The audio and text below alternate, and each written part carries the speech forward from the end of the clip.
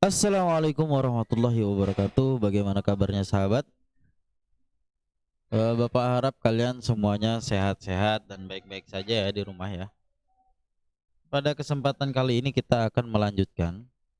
Nah, hari ini kita akan mereview apa dari bab-bab lagi dari semua materi yang ada di bab 2 ya. Jadi sudah Bapak rangkumkan buat kalian. Nah, rangkumannya ini. Nanti ini Bapak taruh juga di Edmodo ya. Jadi berupa gambar aja, bukan berupa video. Nah, kalau ini kita bahas bareng-bareng nih. Kita bahas bareng-bareng. Nah, di sini ada yang menulis kelas 4. Ini adalah rangkuman yang ada di bab 2 ya. Nah, ini juga sekaligus kita mempelajari apa namanya yang harus kita pelajari untuk menghadapi penilaian akhir semester. Jangan lupa juga ada yang ayo menulis kisi-kisi yang di PTS kemarin, silahkan dibaca juga ya. Kan sudah kalian tulis tuh. Insyaallah sudah kalian tulis semua. Jadi dibaca-baca lagi. Nah, sekalian ini juga kalian tulis. Kenapa harus ditulis? Karena takutnya ini tertumpuk oleh postingan-postingan selanjutnya. Tapi kalau di TIK kelas 4 insyaallah sudah dibikinkan grup TIK sendiri ya, jadi insyaallah nggak tertutup. Tapi sebaiknya ditulis, dicatat. Yang ada yang tahu nanti waktu kita mau belajar terus wifi-nya mati, jadi nggak bisa buka lagi. Oke ya. Yang pertama adalah komunikasi adalah kegiatan pengiriman dan penerimaan pesan. Jadi komunikasi adalah kegiatan pengiriman dan penerimaan pesan. Jadi kita seakan-akan kita ngomong. Jadi kalau kita ngomong itu atau kita berkomunikasi secara langsung dengan orang itu pasti akan menjawab. Nah, kalau kita berkomunikasi satu arah, nah itu yang kita obrolkan atau yang kita omongkan, si lawan kita tidak akan menjawabnya. Nah, itu namanya informasi. Kalau komunikasi dan informasi beda ya. Informasi adalah orang bicara tapi tidak ada lawannya. Kalau komunikasi pasti ada lawannya. Jadi minimal dua lah. Jadi itu komunikasi. Jadi kalian nanya apa, si A nanya apa, si B jawab apa. Kalau informasi, si A aja yang ngasih, yang ngomong atau yang berbicara. Jadi seperti itu. Pengiriman dan penerimaan pesan. Nah, kalau tulisannya yang kalian baca di koran itu, nah itu namanya informasi, bukan komunikasi. Makanya pelajaran kita ya, TIK, teknologi informasi dan komunikasi. Jadi ada dua. Oke, lanjut. Yang kedua adalah contoh email yang benar. Nah, ini adalah email yang benar. Di samping adalah contoh email yang benar. Nah, email yang benar adalah email yang mengandung, nah ini yang huruf A kayak keong ini. Ya, harus ada ini, terus ada ininya. Penyedia emailnya. Penyedia email itu bisa Yahoo. Nah, jadi kalau yang Google itu Gmail, kalau Yahoo itu email ya. Baru setelah penyedia emailnya ada, baru diakhiri dengan .com. Oke, lanjut lagi ke email adalah singkatan dari electronic mail ya.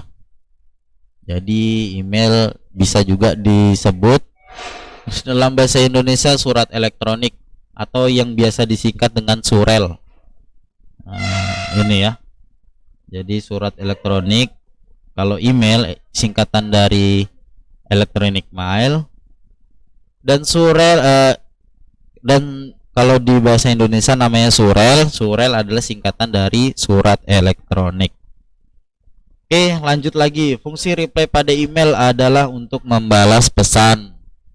Nah, jadi kalau misalkan kalian lihat di buku kalian itu ada di halaman 45.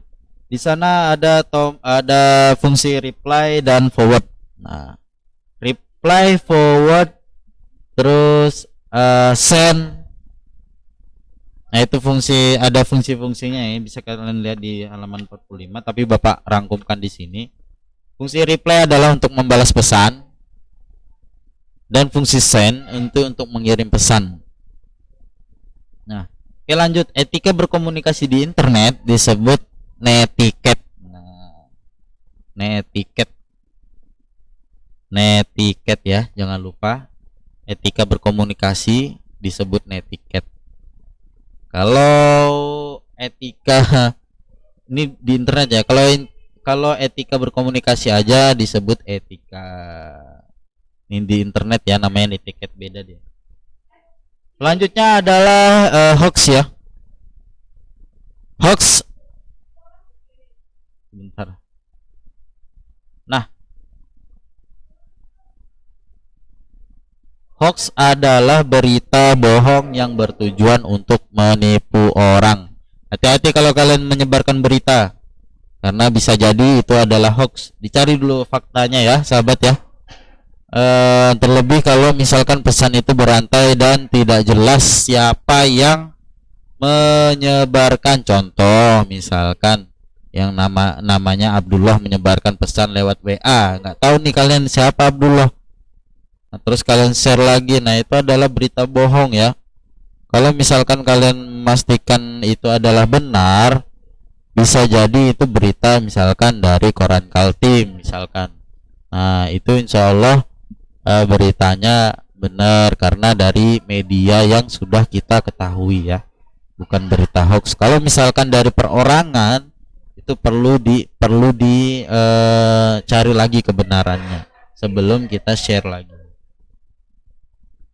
Oke, lanjut. Password ya. Password disebut juga kata sandi. Nah, kata sandi adalah kata rahasia yang digunakan untuk masuk ke suatu akun. Jadi seperti itu. Jadi kalau biasanya kita disuruh memasukkan kata sandi atau password. Nah, password itu adalah bahasa Inggrisnya, kata sandi adalah bahasa Indonesianya. Sama aja sebenarnya keduanya. Nah, itu untuk mengamankan akun kita ya, ibaratnya kunci lah. Oke, lanjut lagi. Pilihlah game sesuai dengan usia. Beberapa game juga memerlukan bimbingan orang tuanya. Seperti kita bahas di minggu lalu, itu tentang game ya. Jadi game ini harus sesuai dengan usia kita. Jangan kita mainkan game yang tidak sesuai dengan usia kita. Jangan dimainkan. Nah, kalaupun mau dimainkan, ya tetap belum boleh. Jadi cari game yang sesuai dengan usia kita ya. Oke sahabat ya. Nah itu hari ini kita mencatat ya. Nah itu videonya tadi Bapak jelaskan. Kalau misalkan kalian tidak paham mengenai tulisan ini Bapak jelaskan tadi sedikit. Jadi kalian habis ini, setelah ini kalian silakan catat di buku tulis masing-masing. Tidak usah dikumpul ya sahabat ya, tidak usah dikumpul. Jadi cukup untuk menjadi referensi kalian untuk belajar menghadapi penilaian akhir semester. Oke, cukup sekian. Terima kasih atas waktunya sudah menonton sampai akhir. Bapak doakan kalian sehat semua, mudah rezeki, dan jangan lupa ya untuk jaga kesehatan, minum vitamin kalau ada, jaga jarak. Wabillahi taufik wal hidayah. Assalamualaikum warahmatullahi wabarakatuh.